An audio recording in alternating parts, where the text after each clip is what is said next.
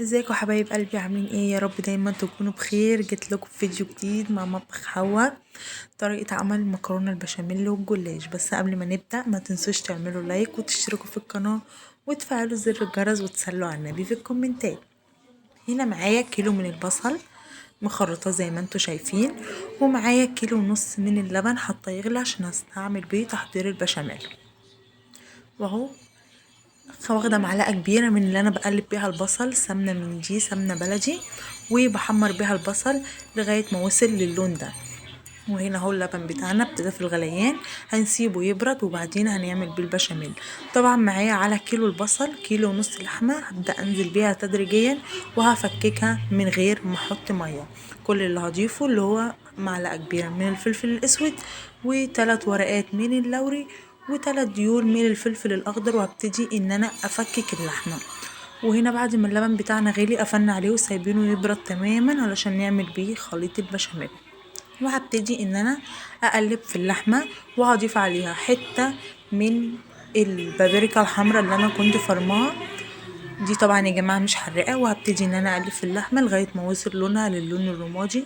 كنت مسخنه عندي ميه في الكاتل ونزلت بيها على اللحمه، وكمان هكمل تقليب لغايه ما اللحمه تتفك كده معايا زي ما انتوا شايفين.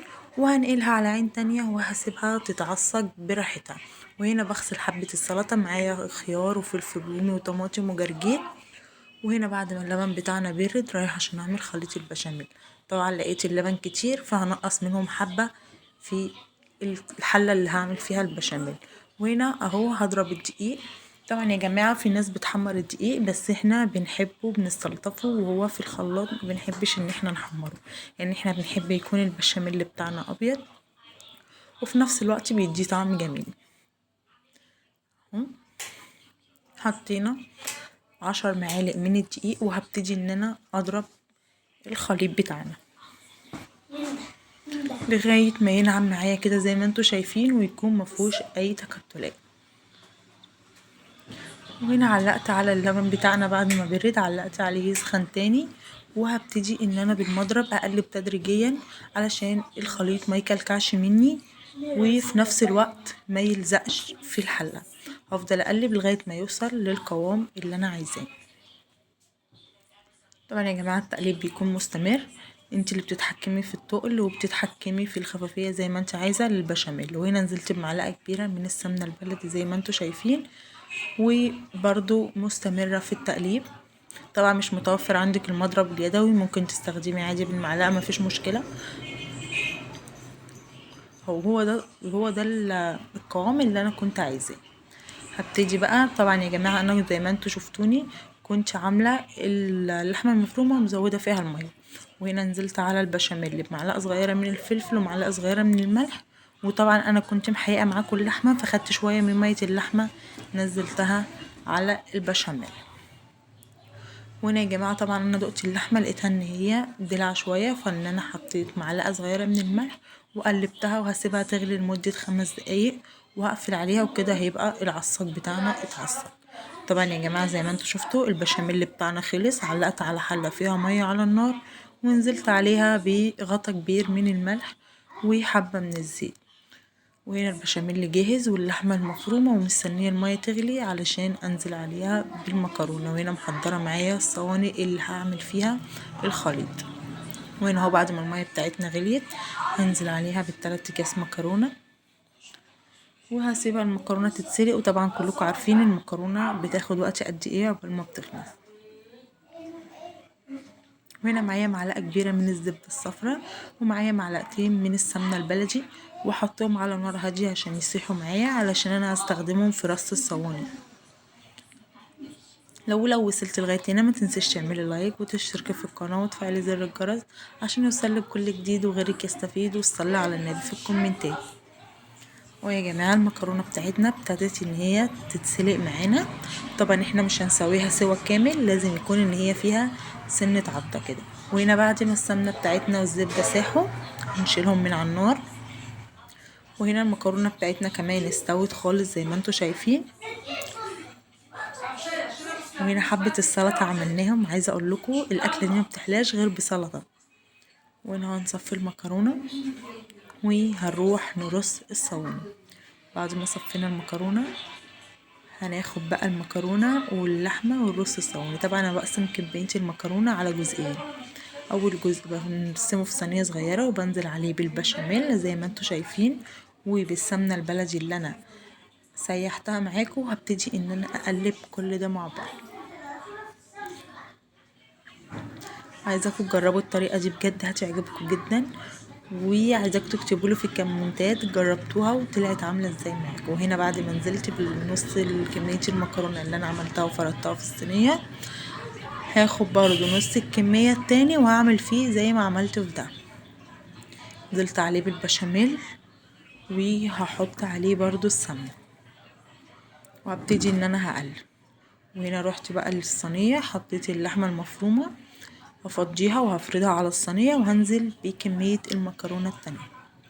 هنا بعد ما فردت اللحمه المفرومه على الصينيه وسويت كله ورتبت كل الاجزاء، كان في حتت فيها فراغات ما فيهاش لحمه حطيت ونزلت بنص الكميه التانية. طبعا احنا بنحط البشاميل على المكرونه وبنقلبه الاول علشان يخلي المكرونه ماسكه ومش مفرطه ولما نيجي ناكلها يبقى ليها طعم جميل. وهنا اهو نزلت بالبشاميل. طبعا الحواسل في الحله دي سايبينها علشان هم بيجوا ياكلوها. طبعا كنا بناكل بشاميل واحنا صغيرين. وهنا حطيت السمنه على الوش وكده المكرونه بتاعنا الرص بتاعها خلص. عايزاكي تجربي الطريقه دي مش هتندمي ان انتي عملتيها. وهنا هنروح بقى لرص الجلاش. هنا انا معايا صينيه. طبعا بنقسم ورق الجلاش بالنص، يعني لو 10 ورقات بنحط 5 من تحت و5 من فوق.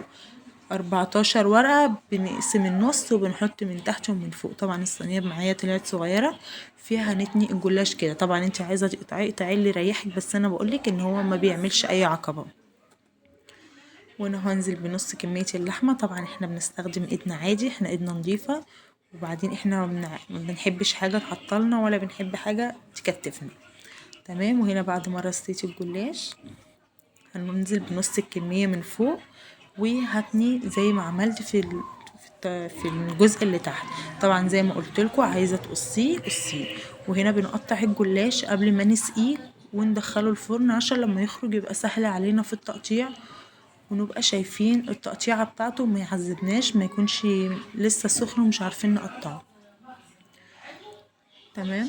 وهو كده بعد ما خلصنا تقطيع الجلاش هنرص الصينية التانية ونروح نحط المكرونة البشاميل في الفرن.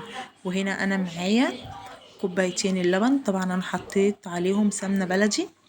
طبعا يا جماعه احنا ما بنسقهوش بالبيض، مع ان في ناس بتسقيه بالبيض بس احنا ما بنحبش الطريقه دي. حتى البشاميل احنا ما بنحطلوش بيض زي ما انا عاملاه مع حضراتكم.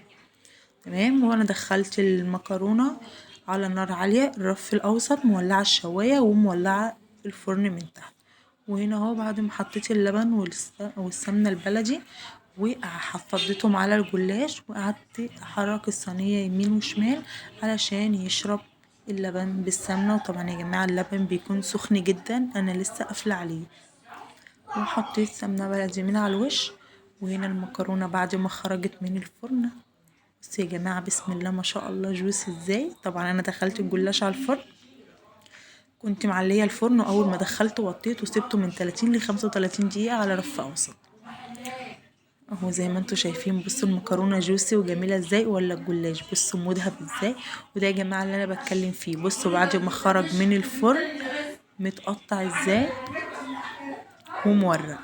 عايزه لو وصلت لغايه هنا ما تنسيش تعمل لايك وتشتركي في القناه وتفعلوا زر الجرس عشان يوصلك كل جديد وغيرك يستفيد وربنا يحسن ما بين ايديكم. ما تنسوش تصلوا على النبي في الكومنتات وتقولوا لي عايزين وصفه ايه المره الجايه وانا اعملها لكم. يلا حبايب قلبي مع السلامه.